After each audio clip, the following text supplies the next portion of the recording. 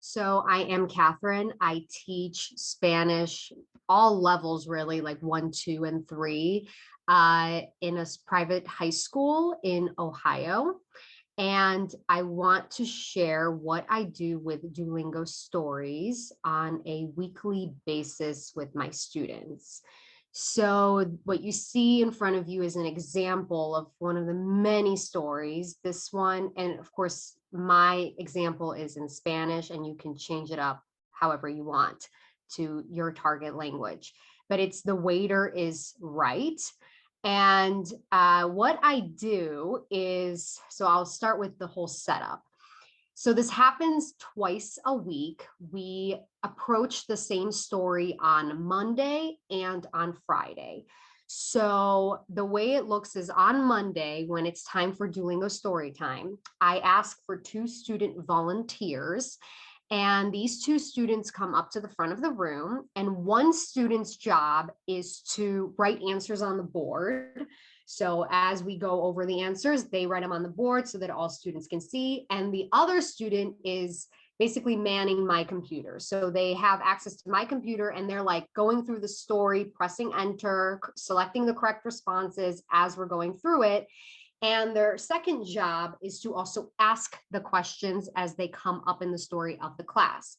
So it's like an entirely student-led experience. We have one student asking the questions, going through the story, and the other student is writing the answers on the board. So entirely student-led, very exciting. Students have that much more motivation to respond because other students are asking them the questions. So on Monday, on that first day of the week, we start with the questions that appear in the story. So the questions that are usually in English about what's happening in the story. And I also add a few of my own. So students will either receive a physical copy of the document you see, or it's assigned on like Google, on Duolingo, no, I'm sorry, on Google Classroom. So it's either something that they're typing in their computers or physically writing answers. And basically the first part that you see here, the first part, because it appears twice. The first part are all the questions that appear within the story, and then there are some additional things that I add, and they are italicized. So for instance, what is the meaning of the title of the story? How is Bea feeling? And all of this happens as the story progresses. And then the questions or prompts that are just in regular print, those are within the story. So again, the student leader who's asking the questions has to ask these questions as we go through the story. And at the very end of the story, usually the story has the 5 pairs that students have to match. So students also have to write that down or type that out as we do it. So that takes about like 5 to 10 minutes, depending on how long the story is or how many questions there are. And that's a Duolingo story experience for the students. And then on Friday, or whatever that last day of the week is, we return to that same story, but this time I have composed questions that are only in Spanish, and they are not translations of the first questions, just to be clear. They are just general questions about what's happening in the story in Spanish that are on their level. And I once again have 2 students lead the story, and this time around I get involved. So while that student who was normally asking the questions in English, they still ask them a second time around, but when the story happens in a certain way where it makes sense for me to ask, like, ¿Dónde están Bea y Federico? I ask the class that question because I know when to ask that question. So all of these questions are then in the target language only. And once again, we go to the pairs at the end. So that can also take 5 to 10 minutes, sometimes longer, because now we have 2 sets of questions to ask. Of course, at this point, students are only writing down the answers to the questions in Spanish because we already did this part on the previous day at the beginning of the week. And that's pretty much it. So the Duolingo story experience works that way. I like starting off the week with the story and ending it with that same story because it's enough time for students to kind of forget what happened, but they get to like refresh their memories, and it's exciting for most students. They seem to really enjoy it. And I think there's something to be said about it being mostly student led, especially in that first day, that just there's a lot of buy-in from students as a result. So that's it. Thank you. This is amazing, Catherine. And I just want to mention that you have really generously provided these stories and these copies that you've created with our Educators Network on the shared Google Drive. So thank you. Yeah, at least 10 sets of them, I think. Yeah. Amazing. Thank you. I appreciate it. Yeah, you got it. Pamela Parks. My students call me Madame Sensei because I teach Spanish, French, and Japanese out here in the beautiful Pacific Northwest, and it is raining so hard today, even though the rest of the world is having a heat dome. So my very quick Duolingo tip is I don't like my students to be behind the screen during class time. They spend so much time behind the screen. So I save Duolingo for homework. But what I do during class time is I really leverage everything that Duolingo has given us for the classroom. And one of the things I do is because we really want comprehensible input, we want the students to see everything in context. One of the many techniques I use is a technique called TPRS. This is teaching proficiency through reading and storytelling. And so what I've done, I'm going to share a screen so I can show you really super quick. Here we'll go right. Oh, you know what? I'll just do screen, and that way I can just bump around. Okay, so you can see my Duolingo for Schools right here. Okay, so when you go to this button here that says Assign, you'll have a choice between stories and skills. And if you go to stories, really cool, click on any story you like, and over here, you have the option to download it as a PDF. And this is super, super convenient for what I do with TPRS. Can you see now a screen? I have blank, et blank sont dans un magasin de vêtements. That switched over, good. Okay, so I do like a Mad Libs kind of thing using a framework of the Duolingo stories. And I'll click through this really quick so I can show you. Basically, I've just taken out some nouns. I've taken out the character names and everything. And then I've added a bunch of picture supports, and I'll show you this in a second. But basically, as we circle, which is part of that technique for TPRS, you say, he says, they're so expensive, okay? Does he say they're lazy? No, he doesn't say they're lazy. Does he say they're athletic? No, he doesn't say they're athletic. Does he say they're little? No, he doesn't say they're little. He says they're expensive. Okay, so that's all part of the technique. And so what I've done when I've taken all the nouns and the verbs out that I want to do, and I've put the pictures in, I ask each individual class, I say, choose a character, or in this case, I said, choose 2 characters. Okay, so this class chose Falstaff and Lily, and then I was able to go through, and I've got a large collection of pictures from Duolingo, and they're on the resource drop, and I put them into the story. So they've illustrated the story, and then we can go through the whole thing. Oh, Falstaff says, I love these clothing. Does he say he loves the calculators? No, he doesn't say he loves the calculators. That would be ridiculous. Does he say he loves the backpacks? I basically just threw in everything. So to make it easy on myself, oh, here's a different class, chose different characters. They insisted on 3 characters. Okay, so then I've got other pictures for them, and they go through their story, and they get to choose how to fill in the Mad Libs. And so every class is different.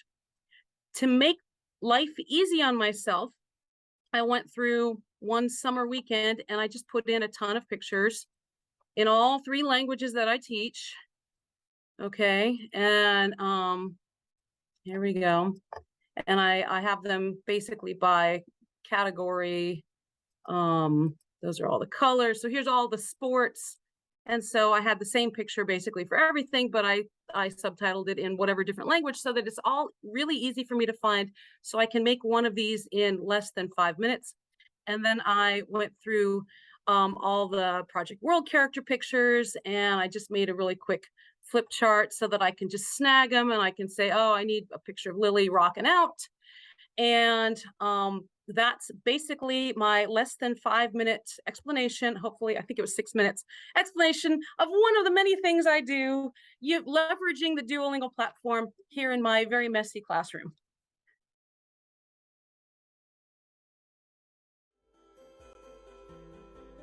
Hi, my name is David. I'm an American English language arts teacher as well as a Google educator from New Jersey, USA, now living in Mexico. Today, I just want to show you real quick how to use Duolingo for schools to do some fun vocabulary activity. So I'll jump right in it. Let me just share my screen. All right, so the first thing you want to do is just head on over to the Duolingo for Schools platform. Of course, you're the educator, so you're just going to go ahead, log in, and select your class. So what I want to do here, like in the following 5 minutes, is just quickly show you one of the things I do for my students in my classroom, and that is, as we see here, let's say lesson number 1, actually like the introduction unit. So it has 1, 2, 3 lessons, and each lesson has its own particular set of vocabulary words. For example, lesson 1 has hello, coffee, please, and tea.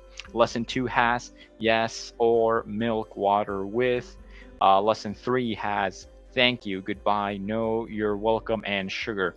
So normally you assign them, students will start, playing with the activities, start learning, practice them. And then once that's over, I normally use this as a warm-up, by the way, in my classes. So after the warm-up is over, I just go ahead and share my screen and I show them, okay, so this is lesson 1, 2, and 3. This is the following vocabulary we have. So let's make sure that you understand the words that were in the Duolingo lesson. So one of the ways I do this is, let's just say we're going to focus on these 4 words: hello, coffee, please, and tea. Now let's imagine that I ask them, okay, student number 1, give me a sentence with hello. Student number 2, give me a question with coffee, right? And they could say something like, oh, my dad does your dad like coffee in the morning? Okay, and so on. So what also you want to do, right? You can tell them, give me an imperative sentence, give me a question sentence, give me, give me a sentence in passive voice if that's what you're, studying, and so forth. So, you want to make sure that they can use the word and a correct sentence structure at the same time. At least that's what I like to do. So after that, you can open something that I like here, a nifty Google Jamboard. All right, and also quick shout out to Matt Miller for some of the slides he has sent out for teachers. This is one in particular from one of his decks, so I just do want to give out a shout out to Matt from the Ditch That Textbook Academy. So this is one of the slides that he has posted, and I find it quite handy, quite useful. So it says worked and didn't work. All right, so for example, let's just say that, well, I think my students, they did okay with the words such as coffee, please, and I don't know, something maybe hot. Okay, now if we go back to the lesson, all right, we see that, okay, tea, maybe they didn't understand tea a lot, they've never heard it before or something. Okay, so if that's the case, I want to go ahead and just show them that, okay, if maybe 30% of the classroom, or maybe 40 or 50, whatever percent it was, maybe some of the students did not know what the word tea was. So I just want to quickly show them, okay, so these words you already know, these we need to work on. Okay, so once the whole classroom is up to date to where they need to be as far as what words they have and which ones need some more work, then you can do something else. For example, right, you can just open a new slide in Jamboard again. And for example, I'm just going to put here an instruction with a sticky note. Okay, so please, all right, please add a sentence with the word tea correctly. There we go. All right, so I put out my instruction. Okay, hit cancel there. And as you can see, this like nice little post-it just came up here on the screen, right? So something I like to do with my students is have them also interact with what I'm doing on the screen. So one of the cool things about Jamboard is that you can also share this with students so that they can collaborate, whether from their laptops, Chromebooks, desktop. A really nice way you can do that is just by hitting the share icon at the top right. So you can, it could be the restricted or anyone with the link. I'll just go ahead and say anyone with the link. And I'll also make sure that my students are in editor mode so that they can also add things to the Jamboard that I'm giving them in class. So I'll just go ahead and click OK, editor. Okay, so once that's done, you can copy link, all right, and send it in the chat, right? So once you send it in the chat, whether you're using Google Meet, Zoom, or whatever, all right, students will be able to log in and start working. So once that's done, okay, what can students do? So particularly, I just want to go ahead and tell them, okay, start making sentences, right? So for example, you can have student number one, maybe, they might come up with a sentence like, I don't like green tea, right?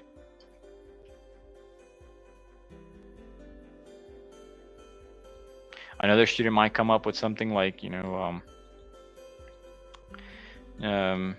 Jasmine prefers Thai tea to, I don't know, it's to lemon tea.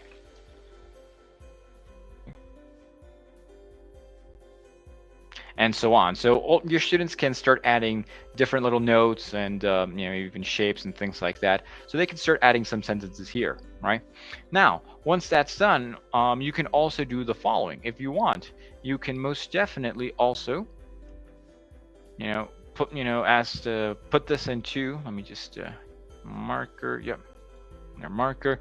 If you want, you can actually even put some columns here, right? So for example, if you want students to understand sentence structure, right, and you want to have them, do separate ones, like, okay, so we're going to work on affirmative sentences with that vocabulary, right? We're going to work on negative sentences, and then we're going to work on how to make question sentences or interrogative sentences. So then students will see about how to use the word correctly and put it in the category where it corresponds. You might have students say, let's say for the negative, let's say something like, Daniel doesn't drink tea on Mondays, right? So, and that can go in the negative, right? The student might say, well, okay, I'm going to do the question one. All right. Did the cat drink your tea last night? Okay. And the student can just take that little post-it and hover it over to the interrogative questions section, right? But frankly, you guys are the creative masterminds here behind this. So this is just a nice little way that I use the vocabulary that we have in each of the Duolingo for Schools lessons. Of course, you can definitely copy this or emulate it. You can change it to whatever you want. You guys know your students. You know what they are like, what they need, what they're good at, what they're lacking in, and you can definitely tailor this to whatever needs you have in the classroom. So this is just a nice little way that I go ahead and use the resources that we have. We use our teacher creativity. I hope that you guys enjoyed. I hope it serves maybe some inspiration or some creative ideas, and you guys can go ahead and just run with it. So, well, take care, and thanks for watching this.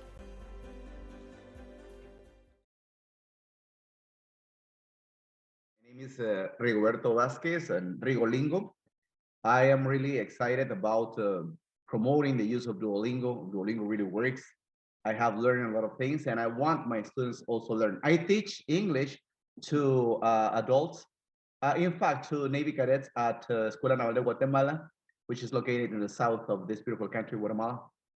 And I have different levels. I have A1, A2, B1, B2, and I would say that I have a couple of C2 students, and but they are all mixed together. They study here for 3 years, and some of them have not studied English before, so it is hard for them. That is why I really recommend them to use Duolingo, and we work together. Yeah, I also use Duolingo stories with my students. It really helps them to practice speaking, control practice. So what I do is I choose any of the stories that we have, and after presenting the story to my students, I ask one of them, two of them, because they are two characters there in the most of the stories. So one student takes a role, the other one takes another role, and they act it out. It really helps me. Takes not much time, and I can choose another story for other students when I have about 10 students in my class. On the other hand, I also recommend to use the tips for grammar information. It also helps us a lot in the students for them to uh, get to know more about the language they are learning.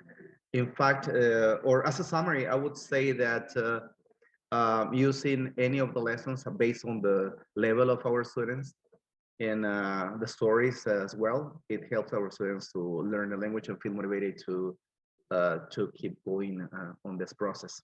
On the other hand, I also suggest that if you think or if you have access to print the stories, the scripts, so it would help so you can give in advance to the students for them also to practice reading, or they would have the opportunity to rewrite the dialogues. So it helps them a lot. So that's what I would say.